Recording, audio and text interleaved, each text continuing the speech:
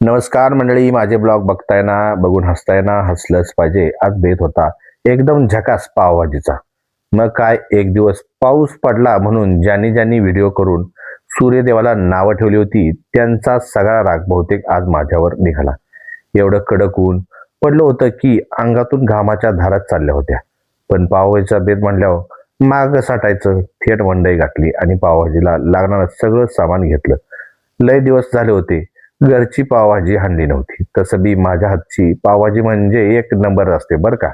घरी आलो आणि लागलो तयारीला. सगळ्या भाज्या धुवून स्वच्छ केल्या.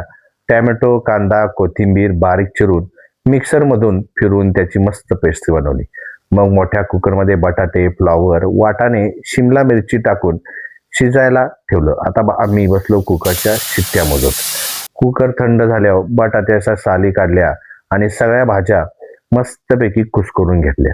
इकडे तेल तापायला ठेवलं होतं. तेल तापलं की त्यात आले लसूण पेस्ट टाकली. त्यावर टॅमॅटो, कांद्याची प्युरी घालून लाल भडक होईपर्यंत परतलं.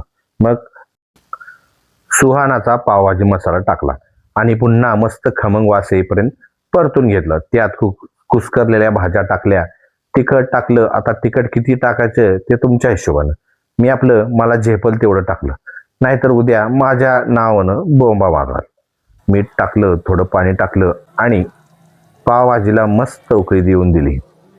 मग तव्यावर भरपूर बटर टाकून पाव भाजले आणि मग काय सांगू मंडळी, एकदम झकास, हॉटेललाही लाजवेल अशी पावभाजी तयार झाली. मस्तपैकी ताट सजवलं आणि पावभाजीवर ताव मारला. कसं वाटलं आजचं गावठी पद्धतीचं पावभाजी प्रकरण? कमेंट करून नक्की सांगा. मनापासून व्हिडिओ बनवले रे, एकदा लाईक करून जा. यूट्यूब चॅनेलला सपोर्ट करा. नवीन ब्लॉगसाठी मला सपोर्ट करा. चला मंडळी, पुन्हा भेटूया नवीन ब्लॉगमध्ये. थँक्यू.